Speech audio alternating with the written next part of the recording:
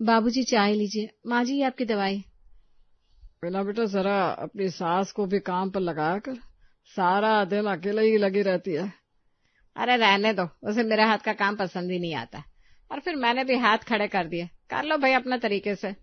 नहीं नहीं माँ जी, काम ही क्या है, और खुद से करो तो पता रहता है क्या करना है कब कैसे, वरना दूसरों के भरोसे काम नहीं होता मुझसे। तभी पति आ जाता है। बिना कल वाला खाना रिपीट मत देना। आज ऑफिस में क्या है ना, आज सबका चाइनीज का है ना। अच्छा, मैं चाइनीज बना देती हूँ, उसमें क्या प्रॉब्लम है?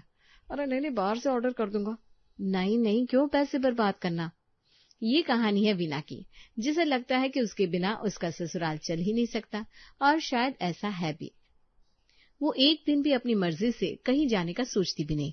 अगले रोज, वीना सुनना, हम सब सहेलियां कश्मीर का ट्रिप प्लान कर रहे हैं, 5 दिन की बात है, तू भी चलना। कश्मीर? अरे दीक्षा, तो पागल हो गई है क्या? मैं कहाँ से जा सकती हूँ? क्यों नहीं, बस ये कहना कि मुझे 5 दिन के लिए जाना है, संभालो तुम। बस ऐसी? और घर और सास, पति को खाना कौन देगा, कपड़े कौन धोएगा? सब कुछ बर्बाद हो जाएगा दीक्षा। तो क्या तू अपनी पूरी जिंदगी घर में ही सड़ती रहेगी? वीना बस 5 दिन की बात है, इतना तो कर ही सकती है। 5 दिन? अरे दीक्षा, तू कहती है ना इतना, पर तूने गिनती करी है? घर में खाना, कपड़े धुलना, सास का ख्याल, पति की हर चीज का इंतजाम, ये सब अगर एक दिन भी छूट गया तो सब खराब हो जाता है। लेकिन तेरा पति है ना, तेरी सास है। हाँ बिल्कुल, पति ऑफिस जाता है, काम की बात सोचता है, सास को तो बस शिकायत सुनना आता है। मैंने जब एक बार उन्हें खाना बनाने के लिए कहा था तो उन्होंने कहा, मेरे जमाने में बहू को ऐसा नहीं करना चाहिए। और पति, वो तो कभी कभी रसोई का रास्ता भी भूल जाता है। तो क्या तू अपनी पूरी जिंदगी यही काम करती रहेगी? वीना चुप रह जाती है। उसकी आंखों में एक सवाल उभरता है जो शायद उसने अपने आप से कभी पूछा ही नहीं था। नहीं दीक्षा, मुझे नहीं पता, बस ये समझ में आता है कि अगर मैं न रहूं तो सब गड़बड़ा जाएगा, और फिर सब मुझे ही दोष देंगे ना।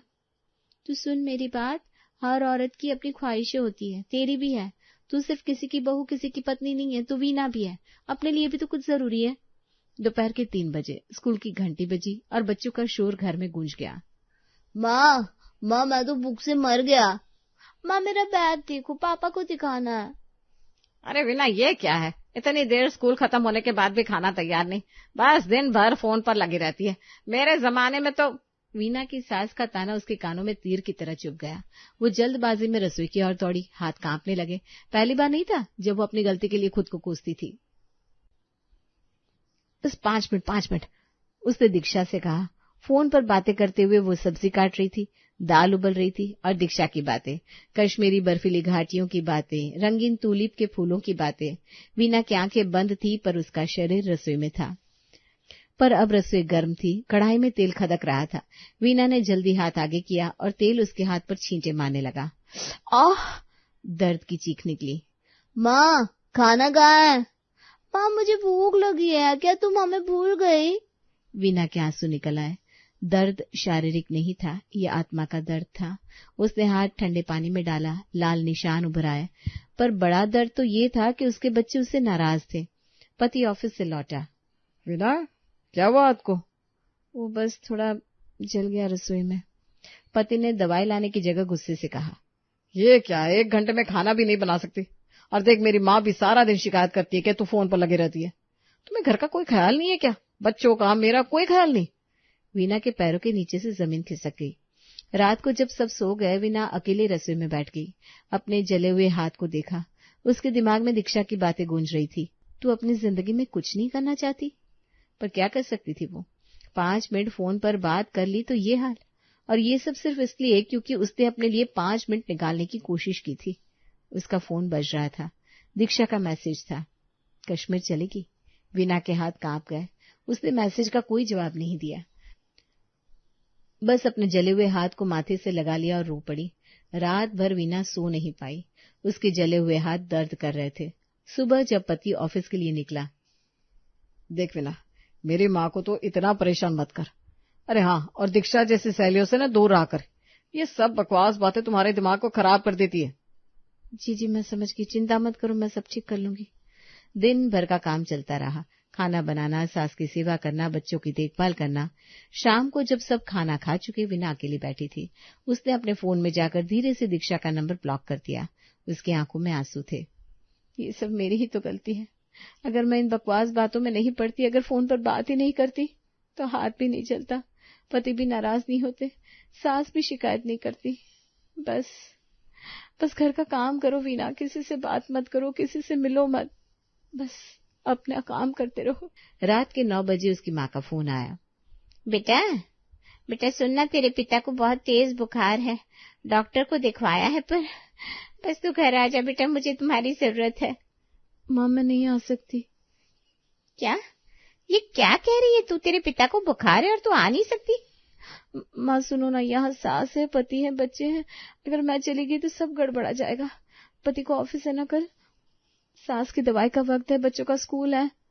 अरे पर बेटा तेरे पिता को। माँ माफ करना, मैं सच में नहीं आ सकती। बस पिता को अच्छे से दवाई दे, उन्हें पूरी नींद सोने दे, वो ठीक हो जाएंगे माँ, बिल्कुल ठीक हो जाएंगे, आप फिक्र मत करना। फोन रखते ही सास ने चिल्लाया, वीना कहाँ है? कल का दूध कहाँ रखा है? माँ जी अभी आई, अभी देती हूँ। सुबह 4 बजे। वीना कहाँ है? दूध गर्म कर। और हाँ, आज दाल का पकवान बनाना मेरे लिए खास। जी माँ जी, बस 2 मिनट। अरे दूध गर्म करूँ या अनाज भिगोऊं, पहले क्या करूँ? वीना मेरे ऑफिस का डिब्बा कहाँ है? और सुनो, आज डिलीवरी को कहना अखबार सही समय पर दे। जी बस तैयार कर देती हूँ, आपकी पसंद की सब्जी बना दी है। माँ मेरी यूनिफॉर्म कहाँ है? माँ मेरा स्कूल बैग। बस बेटा बस आ गई, ये लो तुम्हारा बैग। वीना सुबह की चाय पी ली, अब दलिया बना दे। और अरे कल का दोपहर का खाना कैसा था? मेरे दांत में कुछ लग गया। माँ जी मैंने तो बहुत सॉफ्ट बनाया था, पर फिर भी दोपहर को और नरम बना दूंगी। सब चले गए, अब घर के काम करूं, कपड़े धोने हैं, सब्जी काटनी है, खाना बनाना है। वीना सुनो, कल मेरी सहेली आ रही है, घर को साफ सुथरा रखना, और आज ना मेरे लिए गुलाब जामुन बना दे। जी माँ जी, सब कर दूंगी। पति ऑफिस से फोन करता है, खाना तैयार है, आ जाऊं घर पर? जी बस तैयार है, आप आ जाइए। खाना अच्छा ठीक है। और हाँ, मेरा सफेद कुर्ता प्रेस कर दिया क्या? जी सब तैयार है। माँ जी आपकी दवाई का समय है और पानी भी पी लीजिए। बच्चों का होमवर्क, उन्हें खेलने भेजना, फिर से घर में लाना, रात को खाना बनाना, सबको खिलाना, बर्तन धोना। आज फिर 9 घंटे का काम, कल भी यही होगा, परसों भी यही। वीना कल सुबह जल्दी चाय बनाना, और आप बिस्तर बदल देना। जी माँ जी नींद आ रही है, बस सो जाती हूँ। ये बोलकर वीना कमरे में चली जाती है और फिर अगले दिन से चक्की वैसे ही चलने लगती है। सुबह 6 बजे वीना की आंखें नहीं खुली, शरीर में भारीपन था, सिर में दर्द था, लेकिन आदत के मारे उसने अपने आप को जबरदस्ती उठाया। वीना दूध कहाँ है? चाय बनी कि नहीं? माँ जी मेरी तबीयत बहुत खराब है, बस 5 मिनट और। हाँ, हर दिन की यही तो बात है। अरे चल उठ जा, आलस मत कर, जल्दी कर। पति अपने कमरे से आता है।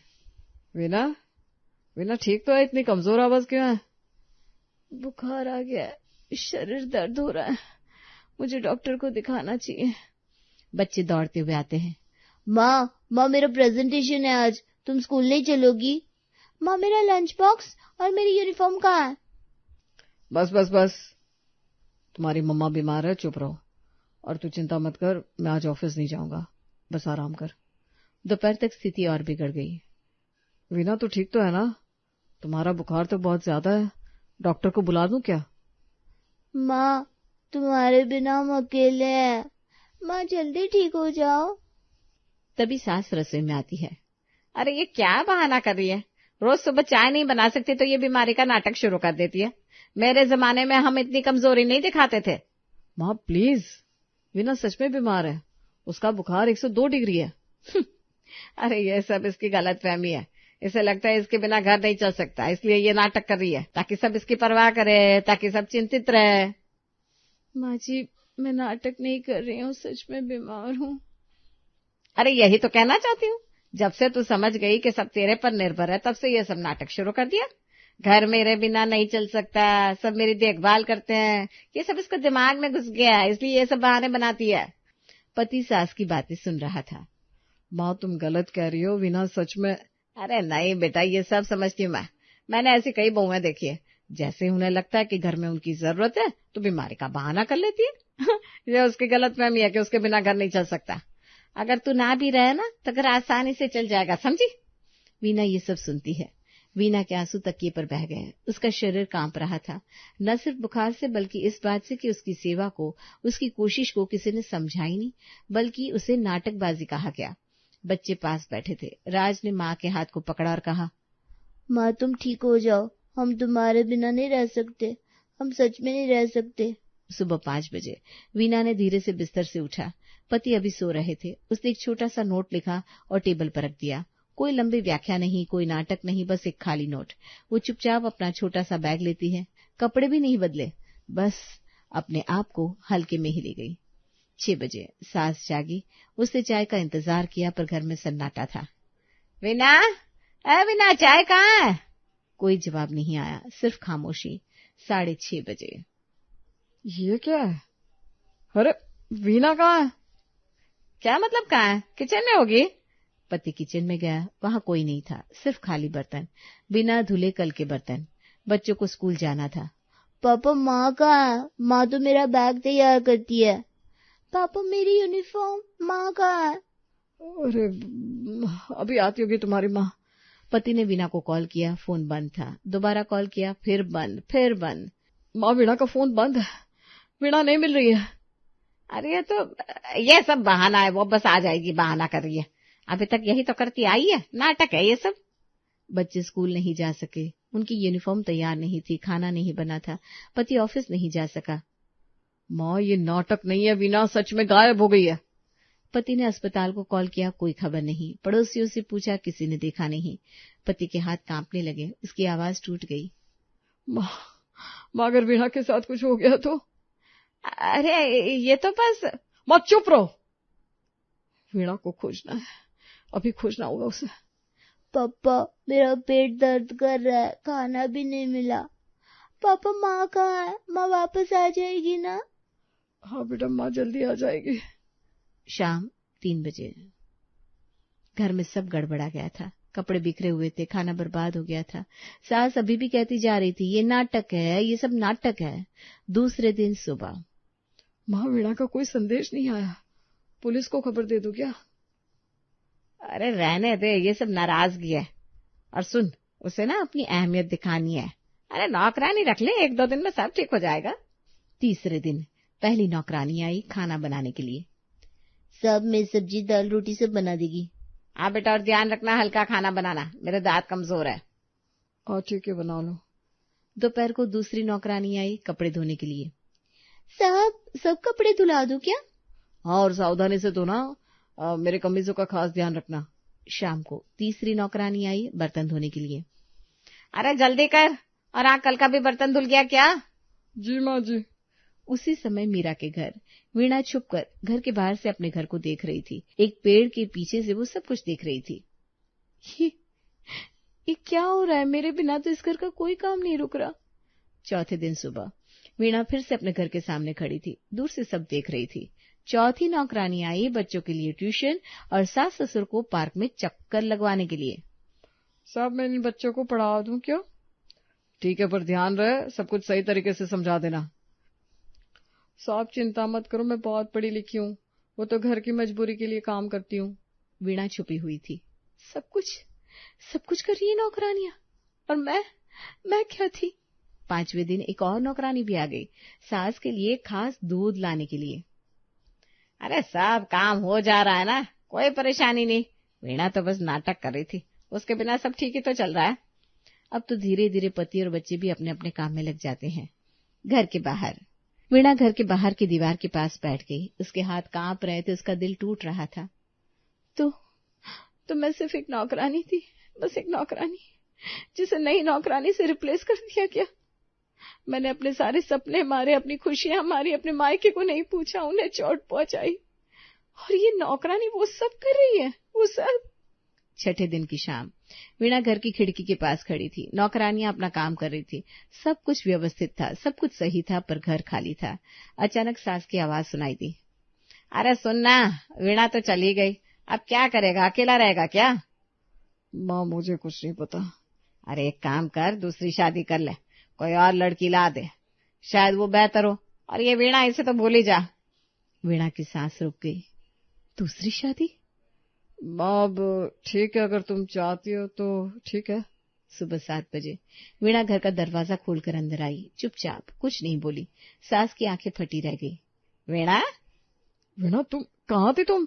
वीणा ने कोई जवाब नहीं दिया। वो सीधे अपने कमरे में गई, अपने कपड़े बदले, फिर बाहर आई।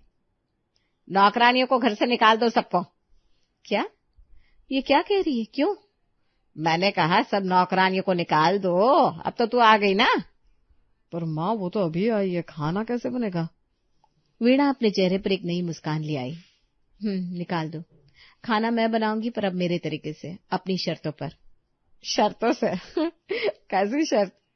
अब सिर्फ मैं नहीं, पति भी बनाएंगे, बच्चे भी सीखेंगे और आप भी, सब मिलकर करेंगे। 1 महीने बाद वीणा का जीवन बदल गया था, पर सब कुछ पहले की तरह चल रहा था। खाना बनता था, कपड़े धुलते थे, घर चलता था।